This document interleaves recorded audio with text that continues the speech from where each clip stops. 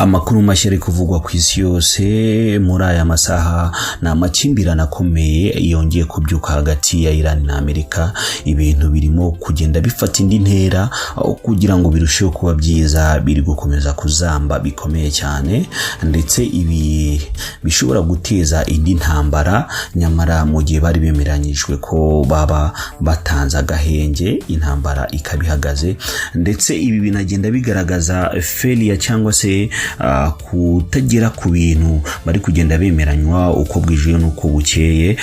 Nyuma y'uko ibi bibaye mu minsi ishize, muribuka neza ko Amerika yafashe ubwato bwa Iran, ubwo ni muri weekend, ndetse bwari buri kunyura hano mu muhora wa Hormuz. Ivuga ko bwari buri gutambuka mu buryo bunyuranyije n'amategeko, ndetse Amerika ikaba yavugaga ko nyine bwarenze ku mategeko cyangwa se ku mabwiriza yagengaga amato anyura hano muri uyu muhora. Ibi ngibi rero byahise bifata indi ntera, bitanga umwuka mubi cyane hagati ya Amerika ndetse na Iran. Ibi byarakaje Iran ku buryo bukomeye cyane. Iran yahise ivuga ko ibi bintu Amerika ikoze ibifata nk'ubujura, ndetse ikabifata nk'icyo bita piracy.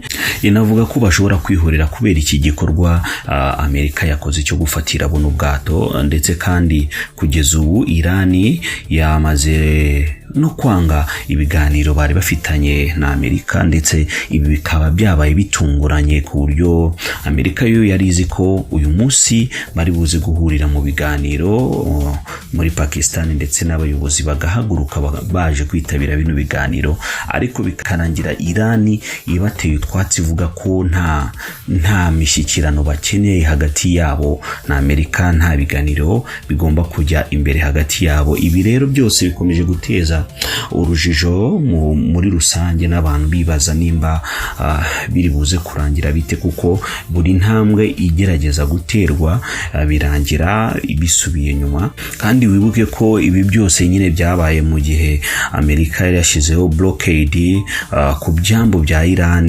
Ibi bigatuma ubucuruzi rero bwa Iran budakomeza kujya imbere. Nyamara mu gihe Iran yo ivuga ko yari yemeye kurekura ibikorwa byose bica muri uyu umuhora wa Hormuz, nk'ibintu byinshi bijyanye n'amavuta, murabizi ko bisakazwa hirya no hino ku isi binyura muri uyu muhora. Rero ntago Iran nyine ishaka kumva uburyo ki yo itanga ariko yo ntihabwe. Ibi rero bikaba byatumye ikomeza no